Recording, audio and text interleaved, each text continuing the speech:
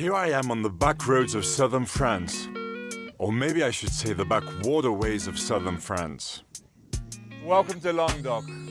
Today we really have a very, very special episode where we're going to be cruising along this amazing Canal du Midi here in Languedoc-Roussillon on board the beautiful barge, the Tango. It's there I have the honor of cooking with Daniel Sack. Welcome aboard, Ashley. The owner and chef of this beautiful 1930s barge that has been meticulously restored for a glamorous second life. Daniel's created a boutique inn with 4 delightful cozy Art Deco cabins, a deckside whirlpool, and Oh, beautiful.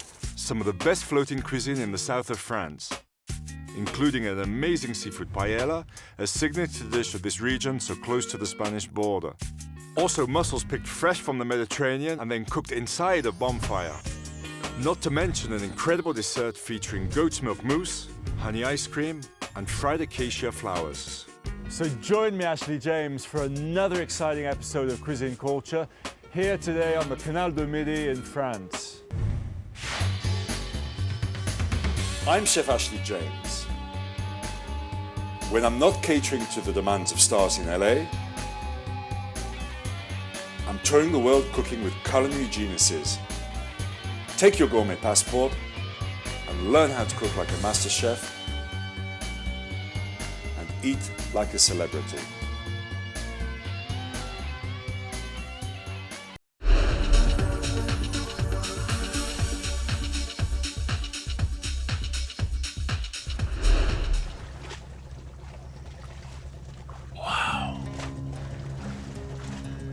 Watching the French countryside while floating on the famous Canal du Midi, nothing quite like it, is there?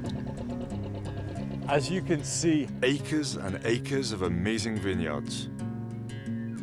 If you're wondering where an adventure like this would begin, how about right here? Daniel, Hey. how are you? Good, thank you. Good. Welcome aboard. So It's nice a to real meet you pleasure. finally. Real pleasure to have you on board the Tango. much. Wow. Today we're aboard the Tango, cruising the Languedoc region of southern France with the owner and chef, Daniel Sack. Oh, this is so beautiful. So when did you restore the boat?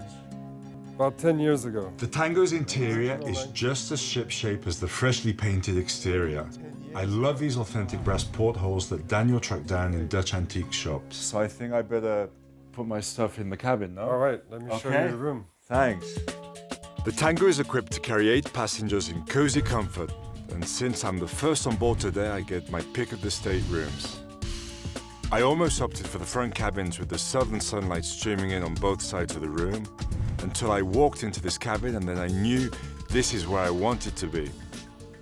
Daniel, is this the captain's cabin? Yes, this is where the captain and his family used The to live. bathtub is so cool. Unfortunately, in the 1960s, this mahogany went out of fashion. So this is quite a museum piece. Quite rare on these old barges to find. So lucky that this was kept and you restored it to its original condition. Just revarnished it, I love it. shined up the brass, and it's Really beautiful. Great, let's go and check the rest out. Wow! all right. Good night. Well, I think after my long flight from Los Angeles, I need to take 40 winks to get some energy back. But see you guys later, because I'm going to be cooking with Danielle and we're going to be going to the market.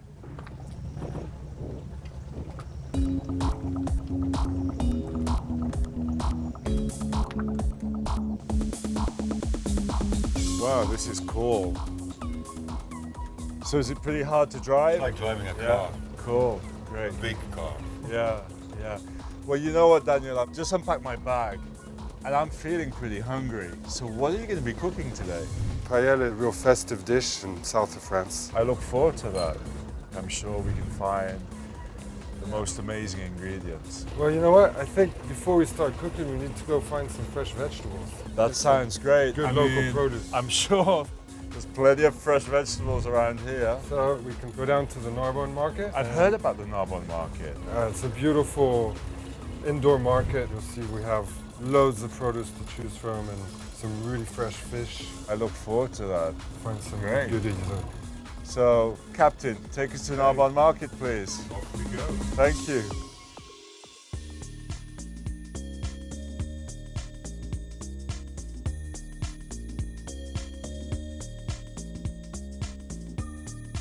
With the Robin Canal running right through the centre of town, Narbonne, settled in the 7th century BC, became one of Imperial Rome's most important political and commercial outposts in France.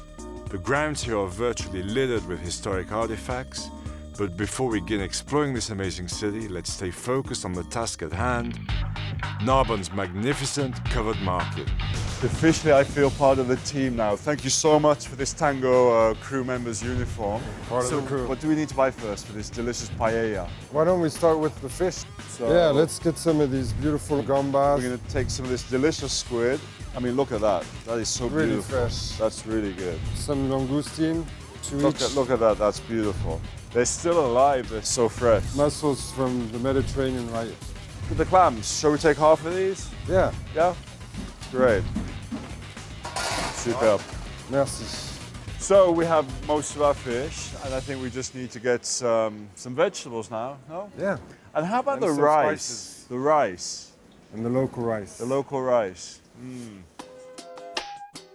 But first, All right, so Ashley, we need some spices to make the paella. Bonjour, madame. Bonjour. Usually put some paprika and Okay. some soft chili, Beautiful spices here, yeah. saffron. Safran. Qu'est-ce Okay. qu'on y met alors? Un peu de Wait. paprika doux. Look at those That tomatoes. looks really good.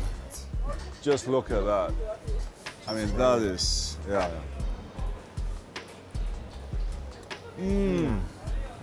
Beautiful. That's a good tomato, huh? Ashley, I think we need some onions, garlic, some red peppers for the paella. Beautiful.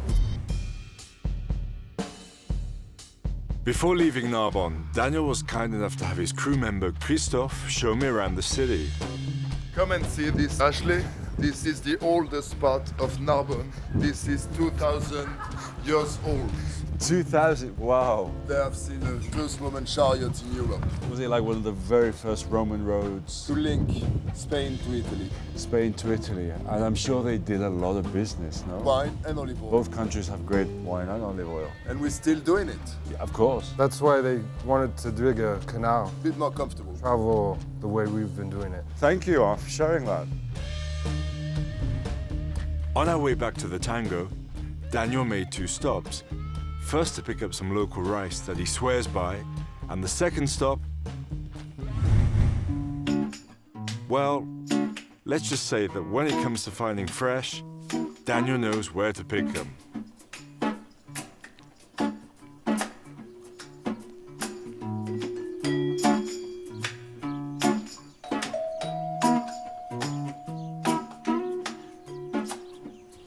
Oh, nice big one. Ah, elles sont belles.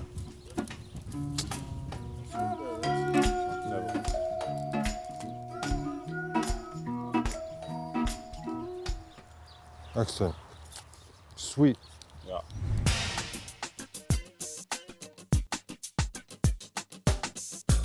Now that we've gathered all of our ingredients, it's time to start cooking the paella. We begin with the vegetables, which are soaked in olive oil and then seasoned with those marvelous spices we bought at the market. Next, the seafood, the shrimp or gambas, the langoustine and the squid, followed by the rice and 5 cups of shrimp stock. Cover this and let it cook until the rice is done. Then add the clams and mussels, cover again, and cook until they open up. Ashley, in order to make this paella, we're going to use the stock we made with gambas heads, some fresh garlic right here, some onion, red pepper, little peas, fresh peas that we picked yesterday, and the beans, fresh squid, the gambas, and the langoustine, the fresh clams, mussels, the rice from the fields that we drove past yesterday, pepper, Armagnac, fresh virgin olive oil, sea salt from the Mediterranean right here, the spices we picked from the market, paprika and saffron mixed together, saffron that's grown here locally also, and I think we got it all. Should start cooking. I like to say that a paella is a real festive dish, Okay. really nice to make with your friends, Thank you. and of course being next to the Spanish border here, it's a real So traditional dish. Yeah, we cook it all the time in south of France. And Cheers. cheers. All right, here we go. So the extra virgin olive oil. Oh, smells so good. I love the olive oil here. Petroline olives. Petroline olives. So I would season the onions, the garlic, and also the beans. The beans. So those are going to take a little bit, because we kept the skin. Daniel was saying that here locally, when the beans are so fresh, they actually cut them and they eat the whole thing with the skin. The red peppers, The bell peppers. the garlic, Great. they all take about the same amount of time to cook. There's some salt, that's going to bring out those juices. Ashley, look at this view. We're actually going over an aqueduct, straight from the Black Mountain. That is so cool. So that's starting to look really good. We could even add some of the spices already, because it's always good for the spice to get the flavors into the vegetables. Paprika, saffron, soft chili. Soft chili, yeah. So give it a little kick. I like a bit of kick. Once this is cooked, I would put everything to the side and just seize our gambas and our langoustine, deglace it with some cognac or armagnac. Delicious. So around here they do this dish for any event. That's great. Everyone can make it his own way. You can add chicken if you want. Is there room for these langoustines? This is in a way beautifully. So as soon as these are just about cooked, you don't have to cook them all the way, because we're going to add them at the end. Look at that the biggest beautiful color that these gambas are becoming. That's the Mediterranean there in the paella pan. Oh, that smells so good. So these are the smaller gambases that we peeled and made the stock with. A little bit of armagnac just to recuperate the sucre. Then I'm going to throw in those. Voila. Beautiful. Whoa. Hot. That's for sure. So let's throw in the calamari. Just seize that real quick. So we're ready to put the rice in. So how much you And need? 3 almost. Okay, let's do 3 bowls. There's a lot of us to feed today. So what we're doing now is we're toasting the rice to give it a bit of color. We're going to add the beans Great. and More beans. Some we have all the ingredients nicely mixed together. I think we're ready to pour in the stock, yeah? You can see it's been boiling away. Kind of like you'd cook a risotto. I'm going to put 4 cups at least. I'd cover it with the stock, and then we're going to... There we go. That's saffron. Look how the saffron has all the colors come out with the white wine. So we're going to cover it so it doesn't evaporate too much. Perfect. So just keep an eye on that. Every once in a while, add some stock. And then we're going to add the seafood. That looks good, chef, huh? Santé. Santé. Bon. Been Let's take a look. Ooh. Wow, that's That looking... looks... Smells good, huh? I think we're ready to throw in the clam. Yummy. And the mussels too, no? Just wrap them around the pan here, like this too. That looks So- delicious. So how about if we just rearrange the delicious gambas and the langoustine? All right, so we can let this simmer another 10 minutes, 10 and minutes we'll until it all opens. keep checking on it and wait until those mussels open up. Oh, look at that. That looks so good. And the smell, it is amazing. Beautiful. The squid is melted away with the juice. It should be nice and tender. And all the clams are opened up, the mussels too. We're ready to roll. That looks yummy.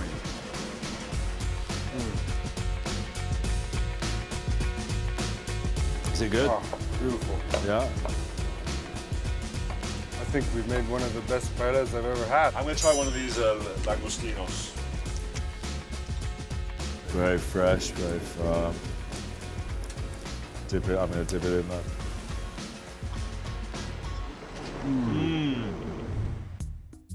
Daniel's right. Paella is a festive dish. But more than that, it's one of those iconic dishes that just screams we're gonna have fun. And today was no exception.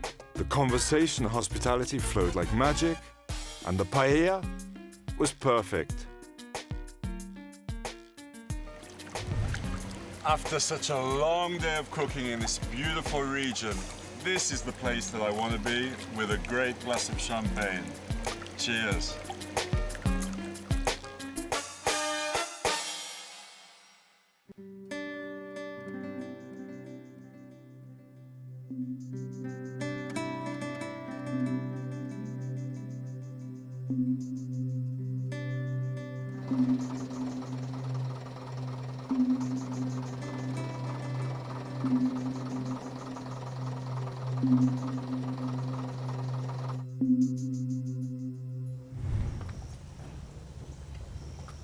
What a beautiful place to start a day. The Canal du Midi has been called an engineering marvel, but it began as a simple idea. Create a shortcut between the Atlantic and the Mediterranean so that merchants could get their goods to market faster while avoiding the dangers of the Barbary coast. It took more than 12,000 workers 15 years to carve a 150-mile path through southern France. But in 1681, the Canal du Midi was complete. Today, the canal is used exclusively for pleasure boating and tourism, and in 1996 was added to the UNESCO list of World Heritage Sites. After breakfast, I knew Daniel and I were going to pick up some fresh goat's milk for today's dessert. But when he suggested getting a little exercise along the way, it was as if he read my mind.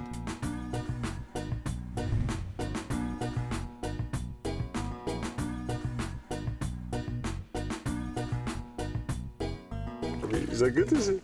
Yeah. So, happy goats make great goat's cheese. And that is one great thing about food here in France. A lot of love goes into everything. And believe you me, you really notice that on the plate. C'est bon ça? Oui. So actually, I would like you to meet Anne. Anne, how are you? When Daniel says to try fresh goat's cheese, yeah, he means fresh.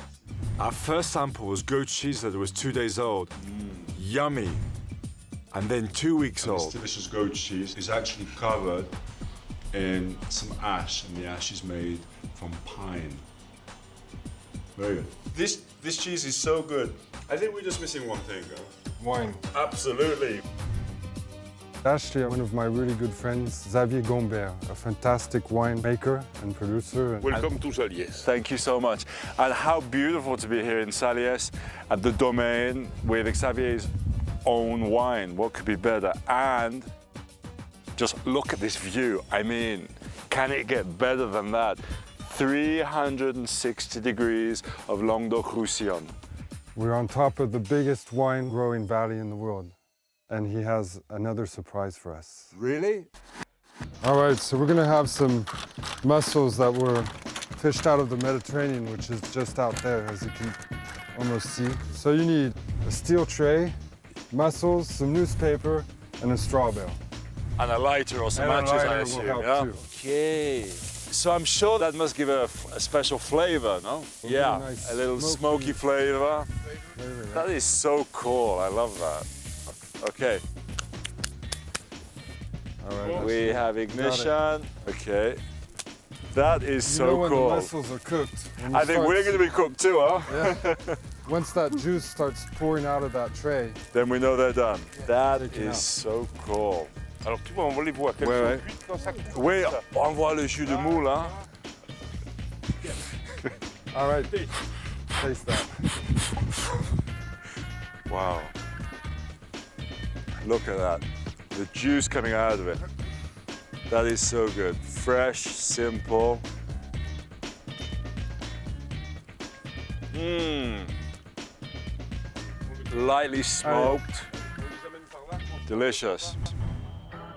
After all that fire, it's time for a cool dessert. At the center, a mousse made with goat's milk yogurt and cream, sweetened with honey and freshened with lemon zest. Daniel serves this with a honey sorbet and some fresh strawberries.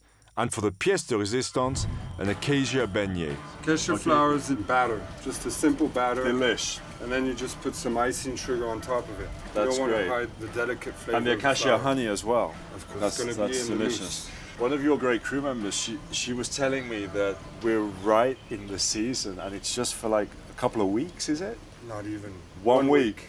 So we're very lucky to be here. So I'm going to give you the milk, the goat's milk. All right. So all you need is like a third of a liter, which in America. A cup, about a cup of milk. Big cup. A big cup. Okay. Teacup. Right. The leaf gelatin. I'm going to put that into the water, moisten that gelatin up. Add some zest. Fresh. Not too much. You don't want to spoil the delicate flavor of the really fresh goat's milk. We're in spring. Exactly. They're eating the fresh green grass, so it's very delicate. You'll see. So I'm going to put some honey in there. Nice What do you spoonful reckon? of that. A nice Yeah, big that's spoon of acacia honey. Really good. There you go. There we go. There's our gelatin. I'm just going to squeeze out all of the excess water, like so. So our honey is melted in the milk. We're going to put the gelatin in, that moistened gelatin. There we go. Make sure that it is all dissolved very, very well. What do you Looks good. think? I reckon that looks good, no? It's all melted Great. away. We're going to pour this milk, lemon, honey, and gelatin mixture, and you're going to add the goat yogurt. No? Look at that. That fresh That goat's- looks really good. Really the beginning of a fresh goat's cheese. That looks really good. So we're going to leave this probably 10-15 minutes. Now it's beautiful and thick, and we're just going to add some whipped cream. Put a little bit of cream in like so. I'm going to fold it in. Goat's milk isn't fat enough to foam it up, so that's going to give it a really nice, moussey texture. That looks really good. And now we're going to spoon it into our molds. Put that in the fridge for just an hour is enough. Tap it down on the table to get rid of all of any possible air pockets. We're going to be putting these in the refrigerator. I have a little surprise. I made a acacia honey, caramelized honey Yeah. sorbet. I'm going to try that. Very You know how I am with my desserts. I need So that's just some egg yolk, melted caramelized honey really with good. some grilled pine nuts made into an ice cream. Delicious. Some cream. All right, some strawberries on top of that. That's good.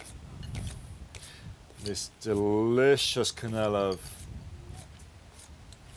honey ice cream, just at the right temperature. Sure. There we go. Beautiful. Look at that. Beautiful consistency. Cashew flour. Just a little And bit. look at this beautiful mint plant just behind me. What can be better? Well, simplicity. There you go. Beautiful. Well, you know what? First of all, I want to try this, the acacia beignet.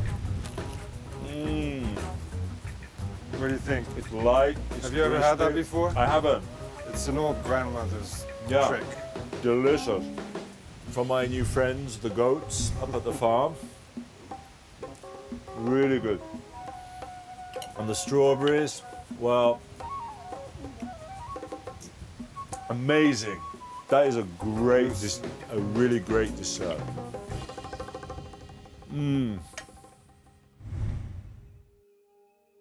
And for the final leg of this amazing journey with the Tango and her crew, Daniel has brought me along with Chris to the magical city of Carcassonne. settled since the 6th century BC, Carcassonne is a medieval fortified town that was claimed by France in the 1300s and over the centuries has heard the battle cries of the Romans, Visigoths and barbarians, just to name a few. What is this beautiful statue? Madame Carcasse. Madame Carcasse. Madame Carcasse. So the city is named after her? Yes, exactly. At the beginning of the 9th century, we've got Charlemagne, the very famous, emperor, who will come down with his army and attack Carcassonne. He couldn't defeat this place? He will start a siege there, and after Oh. a month, people is starving. This great lady managed to keep a big, nice, fat pig, in a cellar, and she threw it at the feet of Charlemagne. Woo! Charlemagne and his army, after a month, think, If they have enough food, enough grain, you know, to feed this huge pig, Let alone throw it over the wall. then let's go. This is going to be too long. And so the army will turn and will leave.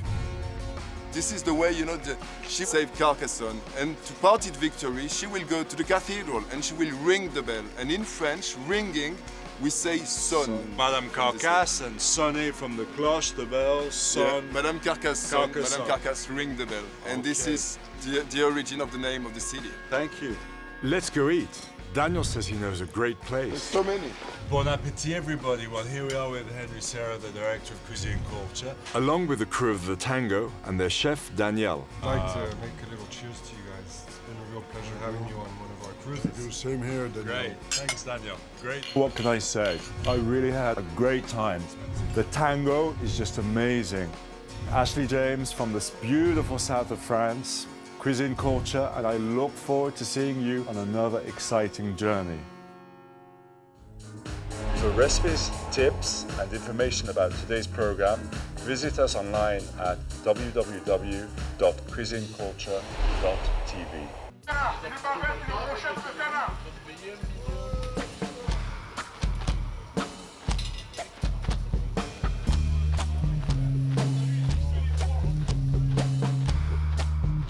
The meat You'll see flying. when he's yelling in that microphone, it's to order the meat from the butcher.